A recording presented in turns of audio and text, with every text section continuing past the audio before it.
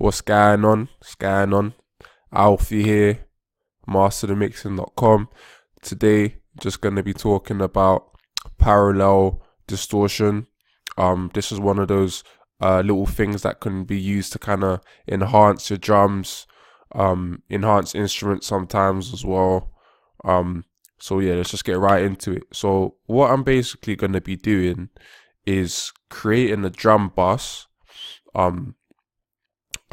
literally a drum channel for all of the drum instruments to go into. So the kick, snare, hi-hat, perks, all of that stuff. So I've just done a very short, quick 4-bar loop with a kick, a snare, a hi-hat, and an open hat that I did not include. So yeah, there's that.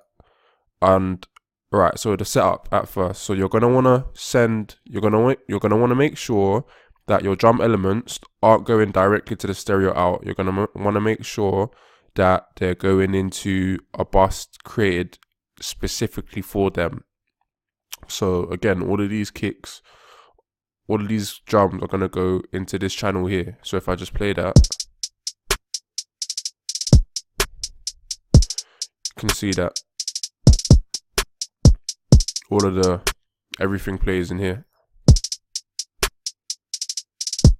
If I mute that, then there's no drums, even though this is playing, right?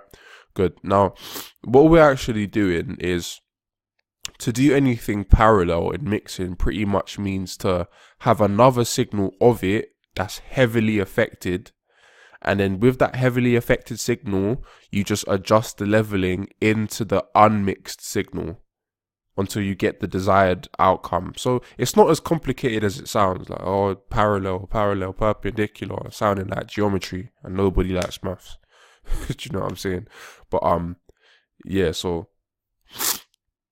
drums. What you're gonna do with the actual drum channel that you've made, you're gonna want to create a send. Now again, if you've watched our signal flow video, you'll know that a send is a duplicate signal. It's a copy of the same signal. It's a copy of the same signal from the channel that you're sending it from. So we're sending it from the drum channel, and we've created a new channel, or new aux, a new bus here, which I've named parallel distortion, right? So we're going to be doing our processing and our effects to this duplicate of this drum channel, right? So the amount of this that we send, the amount of signal, or the amount that we duplicate, or how loud the duplication is, can be controlled by the send parameter here, right? So right now I'm just going to make it 0, so that it's an exact double going into this channel here. So if I just play, as you can see, it's literally playing the exact same thing. So it's doubled all of this here into this one, and we're going to affect this one and then turn it back up into this one, or not even into this one, just together. They're going to merge together because they're going to play together. So the effects that we do from this one, we're then going to mix into the overall. Now again, the whole point of what's called parallel distortion is to kind of add a little bit of grit to your drums, add a bit of low end, get them to stand out in the mix a little bit more. It's just one of those subtle things that can make a big difference, and have your drums just sound a bit more professional, a bit more crisp, and just different from everybody else, you know. So I'm going to show you now. It's going to be a bit hard to tell the difference, but believe me, there's definitely a difference. Now the plugin that I'm going to use for this is a plugin called Decapitator Sound Toys, a very popular plugin. You've probably seen it all the time. If you don't have it, you can do a similar thing with just a distortion plugin, or an overdrive plugin. You can do a similar thing, but I just like the sound that's produced with this plugin. So just to quickly go over what I've actually done, I've given it a fair bit of drive. Again, this isn't going to be the full signal that's played, so it's alright that the drive is this high, because we're going to be mixing it into the overall signal. It's got a lowish tone, because again, we're trying to get a bit of grit into the drums, and that's pretty much it, really. So what I'm going to start to do now is, I'm not going to want to put an exact double, because again, we're going to want to increase it into it. But actually, just so maybe you can hear it a bit better, I will start with double.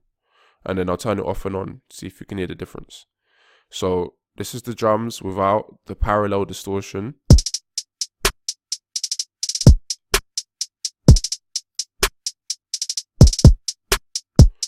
And with the distortion.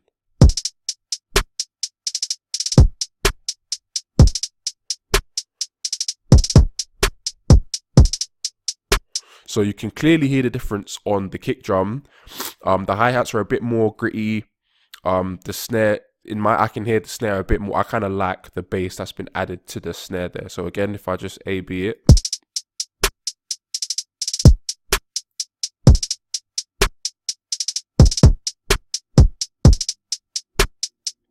It adds thickness to the drums. It adds a nice thickness to the snare. And obviously, you'll adjust it to your liking.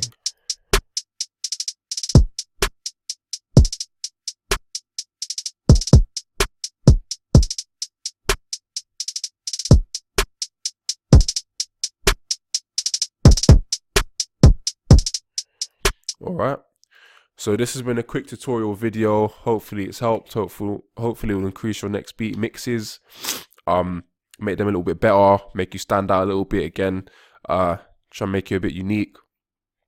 If you've liked this video, you really need to go and grab my beat mixing secrets course.